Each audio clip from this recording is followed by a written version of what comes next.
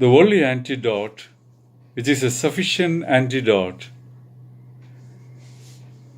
to fear, is faith. When there is no faith, there is fear. So essentially, fear is the absence of faith.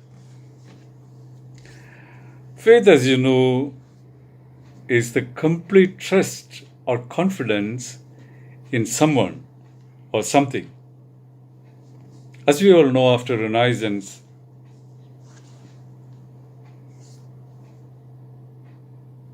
for all of us, or for most of us, God became an unwanted agenda in life because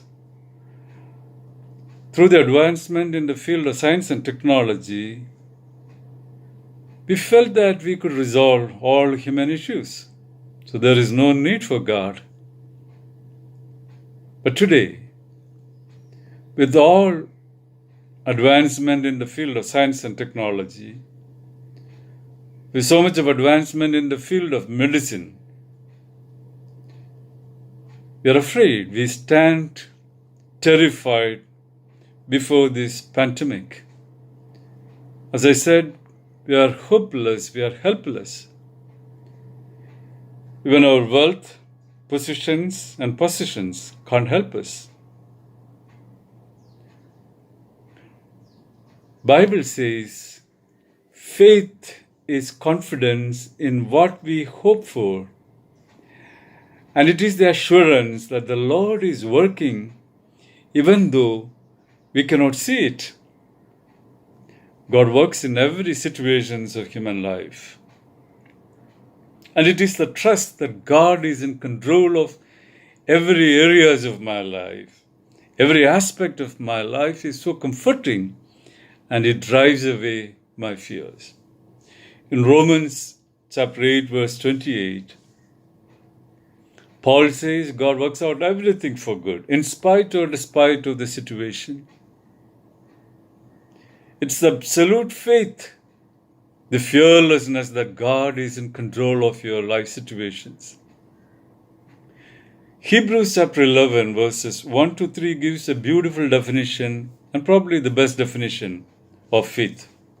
Verse 1 says, "Now faith is the substance of things hoped for, and the evidence of things not seen."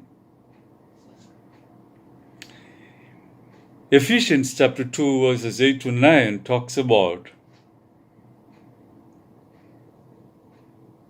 salvation. "For as by grace you have been saved through faith." And it very clearly and explicitly says, even faith is not your effort, it is the gift of God. Faith is a gift of God to appropriate the salvation which is offered to you freely. In other words, faith is the ability to believe God, trusting Him in all things and for all things. It motivates us to do what God desires us to do. Faith is rather a shift of your focus from your problems to the Creator, to Jesus, to the Lord who is in control of your situation. It can be a paradigm shift, relocating your vision from your issues, your problems, the storms of life, to an omnipotent, omniscient, and omnipresent God. It is the very realization that my God is greater than my greatest problems. He is our strength. He is our courage. He is our health. He is our hope. He is our supply. He is our defender. He is our deliverer. He is our joy. And He is our future. We have so many biblical characters who faced their lives, who came out of their fear and could do greater things for God because of their absolute surrender and faith in an almighty, awesome, powerful God. In Genesis chapter 15 and verse 1, God talks to Abraham, and it says, "Do not be afraid, Abraham. I am your shield, your very great reward." So Abraham had the courage to move from the known to the unknown, from secure to insecurity, from urban to the rural, a sort of reverse migration.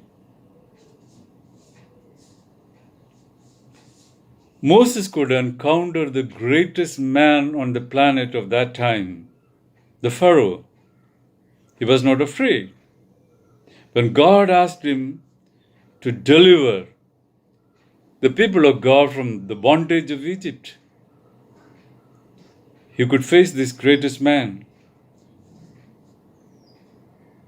And he faced that reality because he knew that God was with him. Moreover, he could lead such a huge crowd through wilderness for 40 years or so. You all are familiar with the character Caleb. Caleb, at the age of 80, he went to Joshua as the people of Israel were settling in Canaan. He said, "I need the mountain."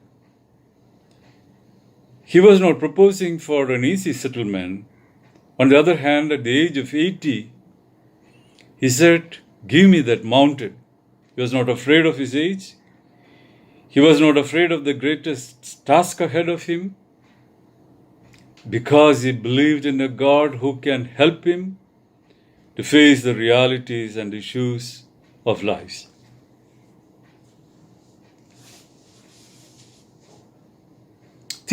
Three Hebrew boys, Shadrach, Meshach, and Abednego,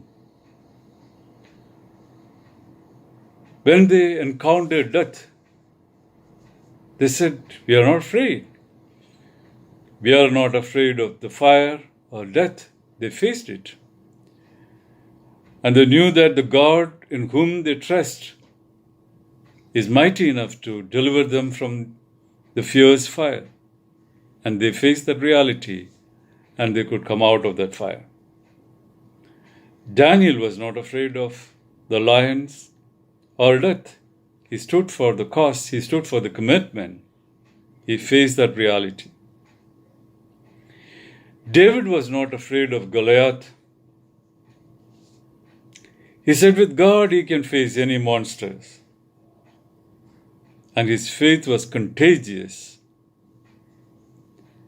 And this is simply because he trusted God more than his tools, more than anything else. And that's why he could kill, and that's how he could kill Goliath with the help of God. The disciples of Jesus were not afraid of any sort of persecution. They were all martyrs because they stood for their faith and they brought glory to God through their death, through their life, through their witnesses. The author of Hebrews, he says the greatest fear of humanity is the fear of death.